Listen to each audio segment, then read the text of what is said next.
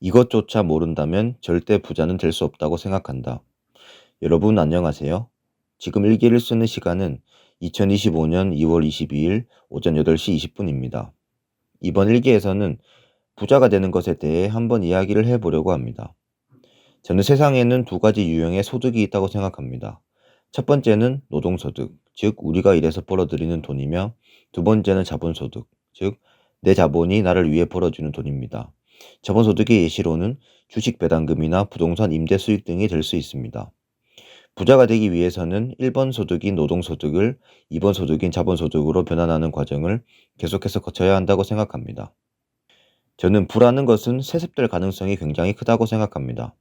부모님 세대에서 열심히 일을 하여 생활하는 노동자 계층이었다면 자식 또한 노동자 계층으로 살아갈 가능성이 굉장히 높다고 생각하며, 부모님 세대에서 일을 할 필요 없이 자본으로 생활이 가능한 자본가 계층이었다면 자식 또한 자본가 계층으로 살아갈 가능성이 굉장히 높다고 생각합니다. 그럼 여기에서 궁금증이 드는 것이 있습니다. 자본가는 누구일까요? 자본가라고 하는 사람들은 주식, 채권, 예금, 부동산 등 이러한 자산군들에서 자본소득을 엄청나게 창출해내는 사람들입니다. 이러한 사람들은 자본소득이 엄청나게 많이 창출되기 때문에 일을 할 필요가 없습니다. 그러한 이유는 자본소득으로 생활이 되는 것을 넘어서 자본소득이 남아 투자도 가능한 삶이기 때문입니다. 그럼 이러한 자본가들은 무엇에 집중을 할까요? 이러한 자본가들은 노동소득에 집중하기보다는 자산계층을 키우는 데 더욱더 집중을 할 것입니다. 대부분의 사람들이 연봉 인상에 대해서 고민하고 생각을 할 때 이러한 자본가들은 자신들이 가진 자산계층을 어떻게 하면 더욱더 키울 수 있을지 생각을 합니다. 그럼 여기에서 또 궁금증이 드는 것이 있습니다. 바로 자산이라고 하는 것은 어떠한 것일까요? 제가 바라보는 자산이라는 것은 양의 현금 흐름을 창출하는 것입니다. 그에 대한 예시로는 주식, 채권, 예금, 부동산 등이 해당될 수 있습니다. 양의 현금 흐름을 창출하고 그렇게 창출된 양의 현금 흐름으로 더욱더 많은 자산을 취득하고, 이러한 과정을 계속 반복하는 것으로 인해 자산을 증식시키는 것입니다. 사회초년생들이 흔히 빠지는 트랩이 있습니다. 그것은 바로 일을 하고 얼마 지나지 않아 30년에서 50년 기간으로 대출을 받아 매월 원리금을 상환하고, 그리고 그렇게 원리금을 갚으며 살아가다가 결혼과 양육을 하게 되어 더욱더 깊은 트랩에 빠지는 것입니다.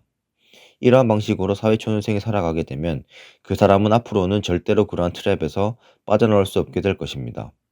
원리금을 직접 갚아 나가는 것은 음의 현금 흐름을 만들어내게 되며, 사회초년생의 월급으로 그러한 음의 현금 흐름에 해당하는 원리금은 상당한 비중을 차지할 것입니다. 그리고 그 후 결혼을 하고 아이까지 낳게 된다면 그러한 음의 현금 흐름이 더욱더 커지게 되어 그 사람은 절대로 그러한 음의 현금 흐름에서 빠져나올 수 없게 될 것입니다.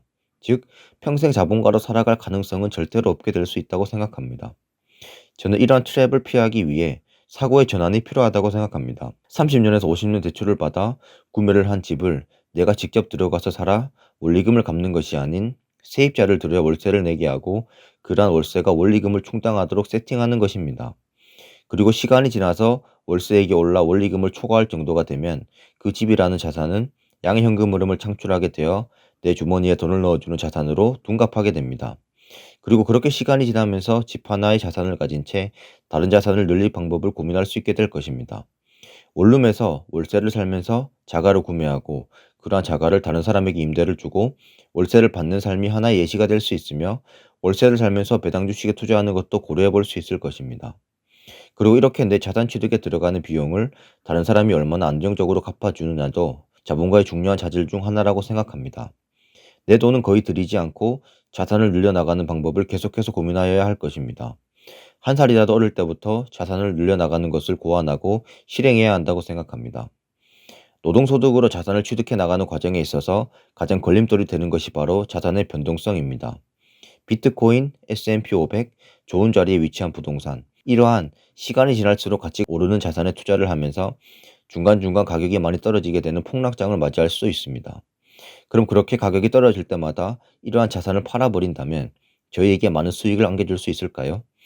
저는 장기 우상향을 하는 자산, 그리고 정기적으로 자본소득을 창출해내는 자산들에 대해서는 계속해서 모아나가야 한다고 생각합니다. 가격에 급등락에 신경 쓰지 않고 꾸준함과 끈기를 가지고 지속적으로 행동해야 결국 자본가가 될 수 있다고 생각합니다. 제가 오늘의 일기에서 말하고자 하는 것은 바로 이것입니다.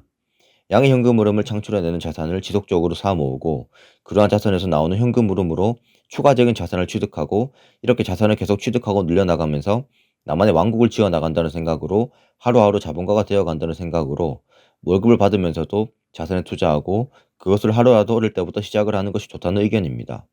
여러분들의 생각은 어떠신가요?